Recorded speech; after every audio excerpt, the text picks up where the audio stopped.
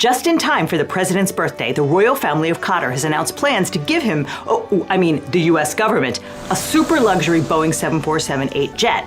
So put up your tray tables and fasten your safety belts, America, because it's time to meet the new Air Force One. Configured for commercial flights, the plane seats 600 passengers, but in its current blinged-out formation, the $400 million palace in the sky features 3 lounges, 2 bedrooms, 9 bathrooms, 5 galleys, a private office, and enough business-class seating to accommodate dozens of guests. Plus, it's got 5 55-inch TV monitors, 4 46-inch monitors, 1 40-inch monitor, and 1 32-inch, because you know the president likes to watch a lot of TV. The haters and losers are calling this blatant corruption. The president calls it a gimme.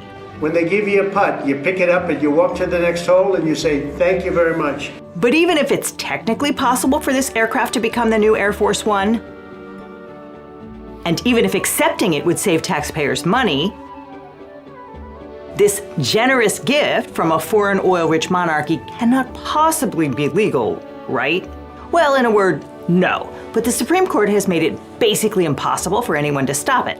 Thanks, Chief Justice Roberts. On the eve of Donald Trump's major foreign trip to the Middle East, ABC reported that the Trump administration was preparing to accept a luxury Boeing 747-8 from the Qatari royal family. Apparently, he toured it in February at the Palm Beach airport, and he liked it so much that they just gave it to him out of the goodness of their hearts. He said, "If I can help you, let me do that." And they had a plane.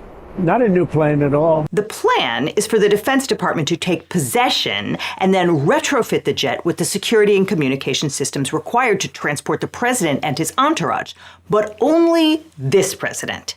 In January of 2029, before Trump leaves office, the plane will be transferred to the Trump Presidential Library Foundation, which currently doesn't exist, but that's a problem for another day, as is the matter of what the next president is going to ride around in. Trump tweeted, "The fact that the Defense Department is getting a gift free of charge of a 747 aircraft to replace the 40-year-old Air Force One temporarily in a very public and transparent transaction so bothers the crooked Democrats that they insist that we pay top dollar for the plane. Anybody can do that. The Democrats are world-class losers, MAGA."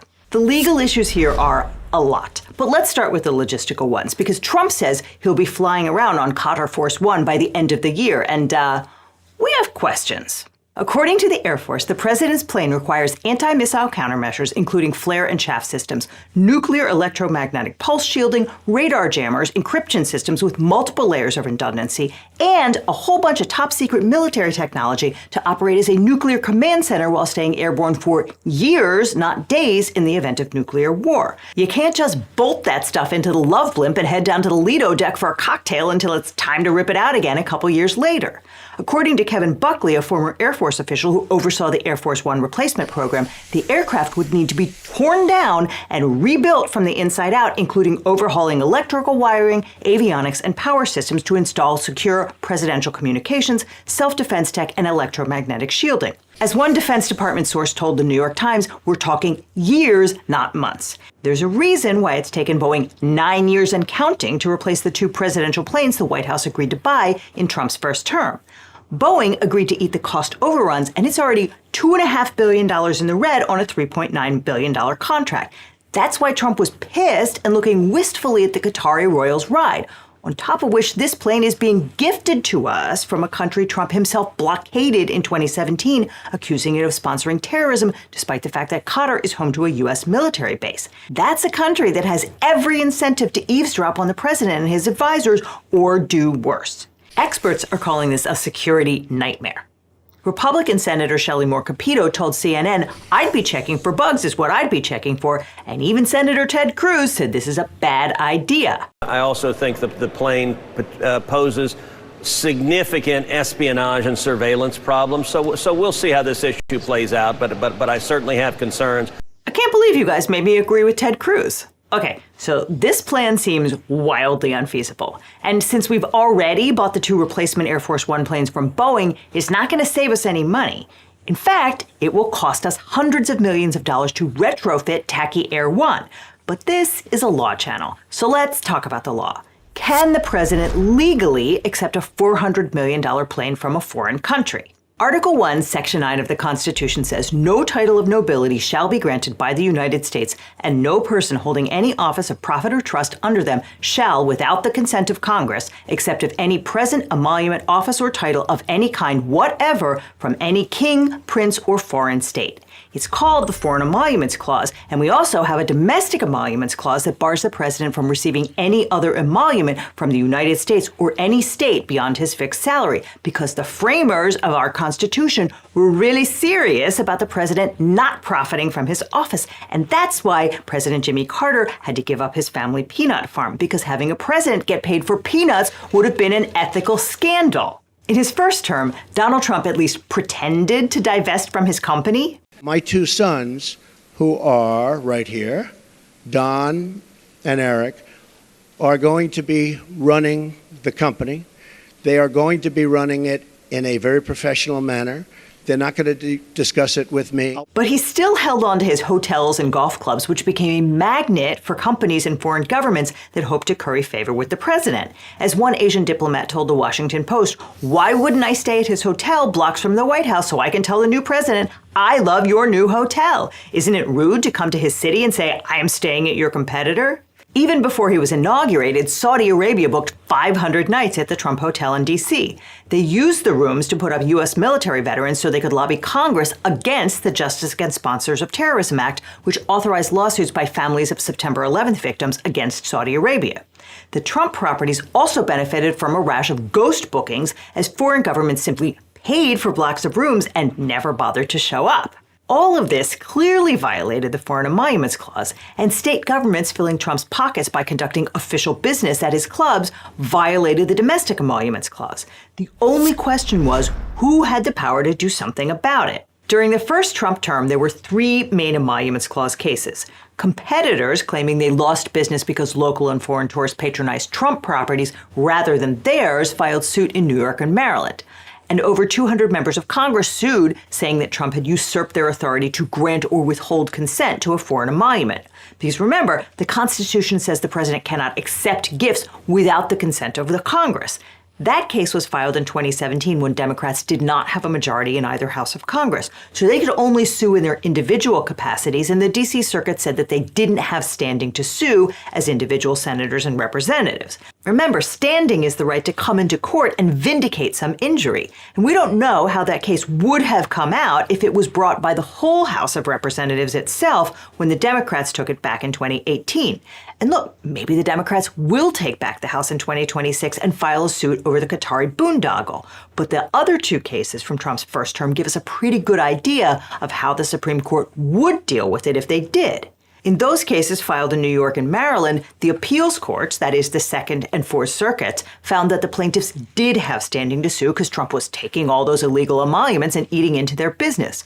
But thanks to Trump's stalling, by the time it got up to the Supreme Court, it was already the end of 2020, and Trump had lost the election to Joe Biden.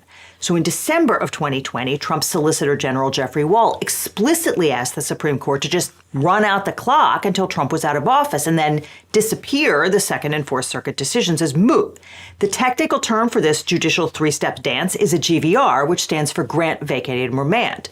Wall asked them to sit on Trump's petition to overturn the appeals court rulings until after Biden was inaugurated, then grant the petition and vacate the lower court rulings, essentially wiping away the Second and Fourth Circuit opinions, saying that Trump's competitors had standing to sue.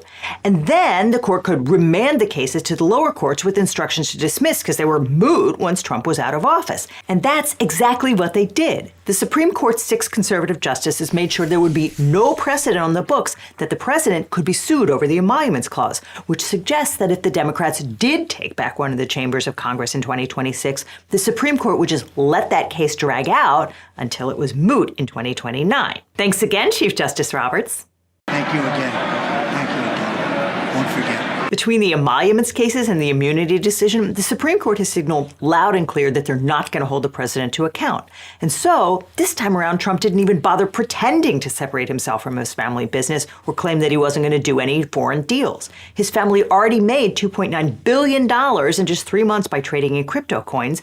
They just inked deals to build a hotel tower in Saudi Arabia and a luxury golf resort in Qatar. And by sheer coincidence, the U.S. just greenlit a $142 billion arms deal with Mohammed Mohammed bin Salman, the head of the Saudi royal family. And of course, there's the other coincidence of the $400 million Sky Palace. But the Supreme Court has said that doesn't count as an emolument, or at least there's no one with the ability to do anything about it unless Congress decides to impeach the president. But could it be a bribe? Trump doing business with the Gulf states while accepting gifts from their leaders certainly has the whiff of bribery. Lucky for him, the Supreme Court has steadily narrowed the definition of public corruption, particularly 18 U.S.C. Section 201, that's federal bribery, and related statutes like the honest services fraud provision, that's 18 U.S.C. Section 1346, and the gratuity statute. In a 2016 case called McDonnell v. United States, the Supreme Court overturned the conviction of former Virginia Governor Bob McDonnell for honest services fraud.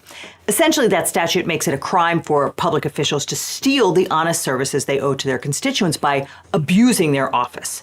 In this case, McDonnell accepted over $175,000 in gifts and loans from a guy named Jimmy Williams, who was hawking a dietary supplement called Anadablock. And if that sounds like the plot of a Simpsons episode, wait till you find out what was in it.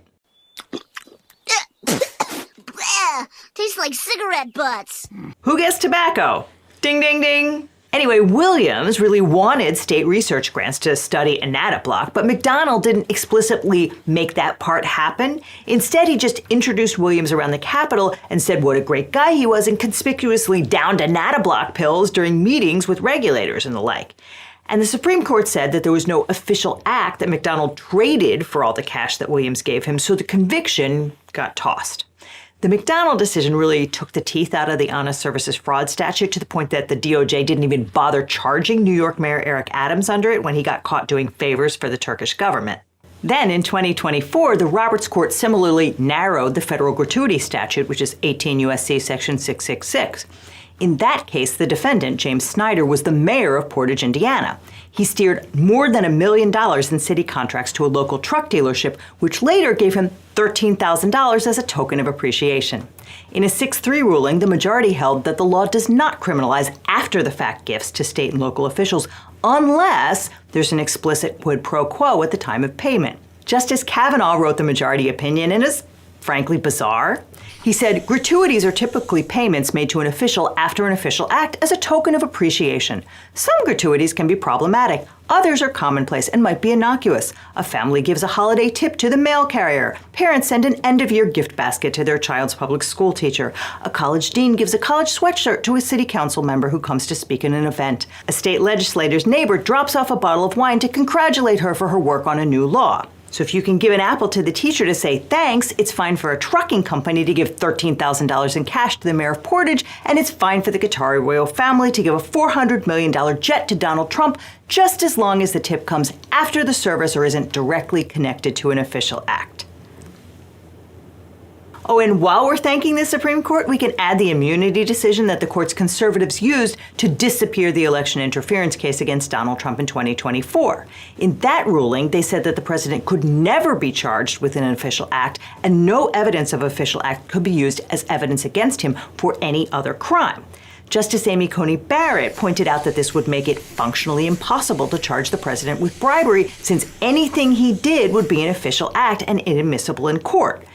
Here, the very acceptance of the gift as head of state is probably an official act, and so this Supreme Court would probably exclude it from any future bribery prosecution. I mean, at this point, you could basically just leave it above my head permanently. The Trump administration has a variety of answers to its critics. Of course, any donation to this government is always done in full compliance with the law. Do you worry that if they give us something like this, they want something in return? Absolutely not, because they know President Trump and they know he only works with the interests of the American public in mind. Okay, Caroline. ABC reports that Attorney General Pam Bondi says the gift of this plane from the Qatari government does not violate the Emoluments Clause because it's not going to Trump personally, it's going to the government, or at least for a couple of years. She also says that it's perfectly fine to condition this gift on the U.S. government transferring the plane to the Trump Presidential Library Foundation on January 1, 2029. In fact, the agreement calls for the U.S. government to foot the bill to strip out all the military hardware and transfer the plane to the charity. And in another amazing coincidence, before she became the nation's chief law enforcement officer, Pam Bondi worked as a lobbyist for the Qatari government, which paid her $115,000 a month for her services. White House counsel David Warrington, a former lawyer for the Trump campaign, agrees that this deal is totally kosher. They also point to the fact that the Ronald Reagan Library houses an old version of Air Force One, which it has turned into an exhibit open to the public. But a decommissioned plane at the end of its useful life is a far cry from a modern plane which was recently renovated at a massive cost to the American taxpayer. And Trump is saying that he won't be flying on that plane after he leaves office, but he's been awful quiet about just what he intends his charity to do with a jumbo jet. Meanwhile, the president is yelling online that only a fool would turn down this wonderful gift from a country that wants to reward us for a job well done. Great. America is now hustling for tips, or at least the guy in charge is. Now, if it feels overwhelming that the president can just engage in open corruption when not 2 days prior his administration arrested the mayor of Newark on dubious charges, that's because it's supposed to feel overwhelming. And that's not just my speculation. You can hear it yourself from Trump's former chief strategist, Steve Bannon. The opposition party is the media. And the media can only, because they're dumb and they're lazy, they can only focus on one thing at a time. I said, all we have to do is flood the zone. Every day we hit them with 3 things. They'll bite on one and we'll get all of our stuff done. Bang, bang, bang. These guys will never be able to recover. That interview was in 2019, and they've had a lot of time since then to practice that grift. So while Trump is tweeting about his intention to openly violate the Constitution, the guy he appointed to run the Department of Health and Human Services, RFK Jr., you remember him, is hard at work in the background. Kennedy has already gutted the National Firefighter Cancer Registry, the Firefighter Fatality Investigation and Prevention Program, the Health Hazard Evaluation Program, the Respirator Approval Program, and the Coal Workers Health Surveillance Program, just to name a few. That's all a part of Kennedy's larger initiative called Make America Healthy Again, which is just a Trumpian way of saying that he's hell-bent on shifting the country's medical focus to pseudoscience. And that includes going after his ultimate nemesis, life-saving vaccines for children. I made an in-depth video on all of that, but we can't show it on YouTube without getting demonetized. Advertisers get a little jumpy when you start talking about dead children.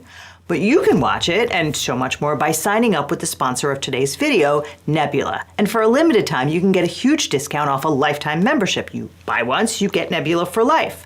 In fact, we've been really active on Nebula this year with tons of Nebula exclusive videos like this video on unhinged judges or our analysis on the legality of using prison labor to fight wildfires. On Nebula, you can watch all of our videos ad-free and early because our videos always go up on Nebula first. But what truly makes Nebula the best place to watch Legal Eagle content is that just about every video includes additional analysis and opinion that you won't get on YouTube. And make sure to check out tons of original videos from your favorite creators like Johnny Harris, Neo, Jetlag, Real Engineering, Real Life Lore, and hundreds more. And for those of you that want to share everything Nebula has to offer with your friends and family, Nebula is now offering annual gift cards. If you sign up using the link on screen right now, you can give a year of Nebula to a friend for 40% off the yearly subscription, a year of the best content for just $36. That's a gift you can give yourself, by the way. You deserve it. Or check out the lifetime subscription where $300 gets you Nebula for life. Nebula is growing fast and adding tons of new creators to the platform, so this offer is only available for a limited time. After that, click on this link over here for more Legal Eagle, or we'll see you in court.